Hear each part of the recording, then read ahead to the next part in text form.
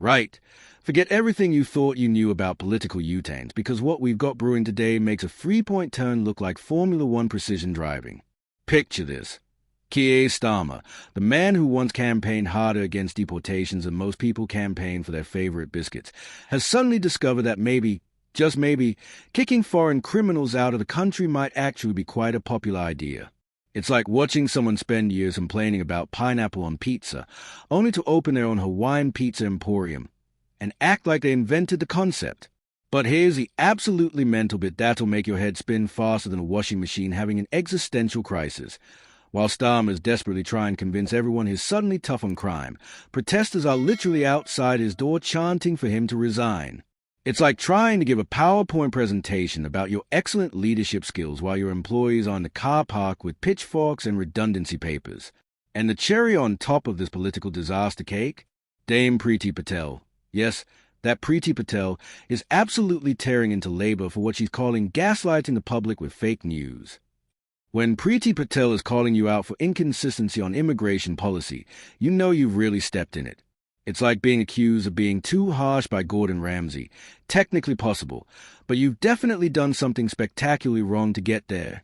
So what's actually happening here that's got everyone's knickers in such a monumental twist? Well, buckle up, buttercups, because this story has more layers than a Christmas trifle made by someone with serious commitment issues. Justice Secretary Shabana Mahmood has announced that Labour is going to change the law to make it easier to boot foreign criminals out of Britain. Sounds reasonable, right? Except for one tiny, insignificant detail. This is exactly the opposite of what Labour has been saying for years.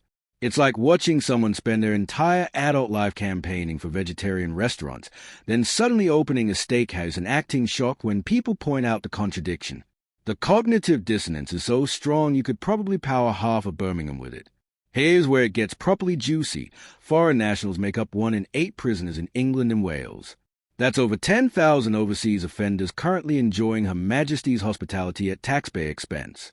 We're talking 6,673 criminals serving sentences and another 3,781 people on remand, which means we're essentially running the world's most expensive international boarding school for people who definitely shouldn't be getting room and service. Think about it.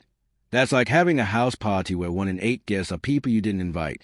They've broken something valuable, and now they're refusing to leave while eating all your food and using your Netflix account. At what point do you stop being polite and start calling their parents to come collect them? But here's where Starmer's political nightmare really kicks into high gear.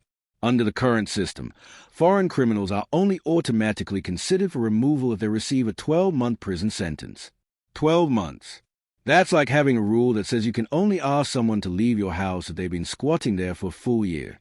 Meanwhile, they could be there for 11 months and 29 days, having nicked your telly and eaten your last hobnob, and you're legally obliged to let them stay for the full term. Mahmood announced they are scrapping this ridiculous threshold, which sounds like common sense finally breaking through the Westminster bubble like sunlight through particularly stubborn cloud cover. But, and this is where it gets mental, terrorists, murderers, and people serving life sentences still have to complete their full prison terms before they can be considered for deportation. Which is a bit like saying, yes, we'll ask the burglar to leave, but first we need to let them finish redecorating your living room. Now, Dame Priti Patel is having an absolute field day with this whole situation, and honestly, you can't blame the woman. She's watching Labour try to out-tough on crime her own previous policies while simultaneously pretending they've never posed deportations in their lives. It's like watching someone claim they invented the umbrella while standing in the rain getting absolutely soaked.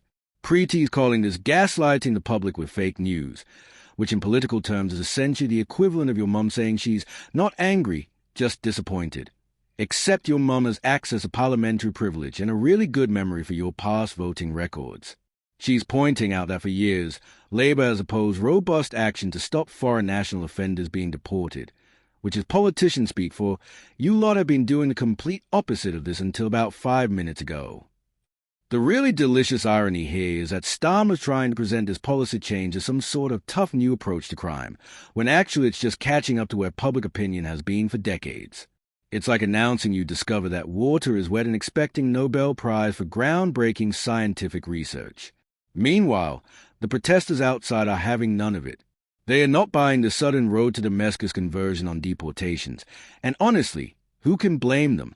When someone spends years campaigning against something and then suddenly embraces it the moment they get into power, it raises certain questions about either their sincerity then or their principles now. It's like your teenager suddenly offering to do the washing up. Technically good news, but you're definitely wondering what they've broken. The timing couldn't be worse for Starmer either. Just as he's trying to establish himself as a serious prime minister who makes tough decisions, he's got crowds outside Downing Street essentially saying thanks, but would like someone else to make those tough decisions instead. It's like being voted off a reality show just as you finally figured out how to play the game properly. What makes this whole situation even more bonkers is that Labour's essentially admitting their previous position was wrong without actually saying it was wrong. They are performing the political equivalent of quietly editing a Wikipedia page and hoping nobody notices a revision history. Oh, we've always been at war with East Asia except it's, oh, we've always supported deporting foreign criminals, while everyone got screenshots of their tweets saying the exact opposite. The scale of the problem is genuinely staggering when you think about it. Over 10,000 foreign offenders in British prisons. That's like the entire population of a small market town, except they're all people who committed crimes and shouldn't technically be here in the first place. We're essentially providing free accommodation, meals, and health care to thousands of people whose only thanks is making British communities less safe. It's like running a hotel where all the guests have been barred from every other establishment in town, but you keep letting them back because you're worried about bad reviews on TripAdvisor.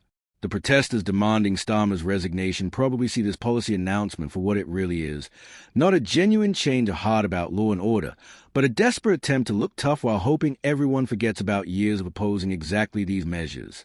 It's like someone who spent years criticizing your cooking suddenly asking for the recipe when they realize they are hungry and don't know how to use the oven.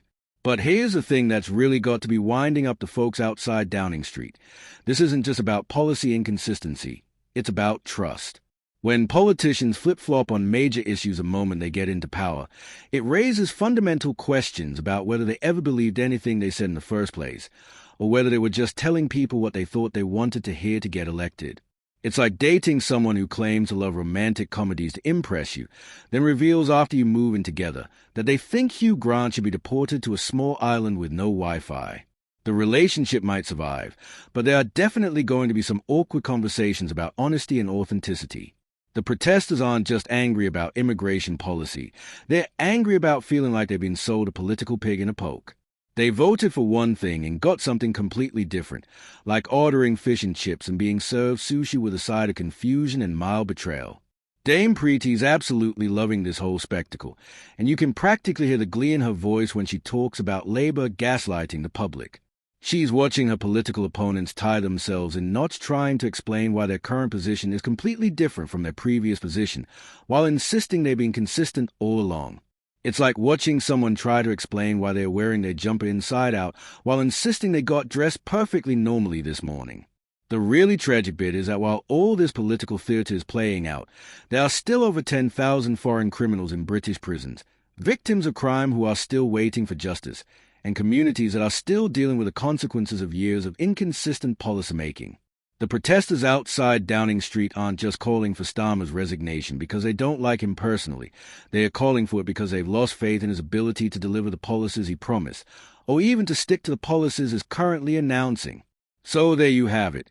Starmer's great deportation U-turn has managed to anger everyone simultaneously. The people who supported his previous position feel betrayed. The people who support his current position don't trust him to stick to it. And Preeti Patel's having the time of her life watching the whole thing unfold like a political car crash in slow motion. Thanks for watching UK Pancakes, where British politics meets the art of spectacular self-contradiction, and somehow we're all still here wondering what's happening next.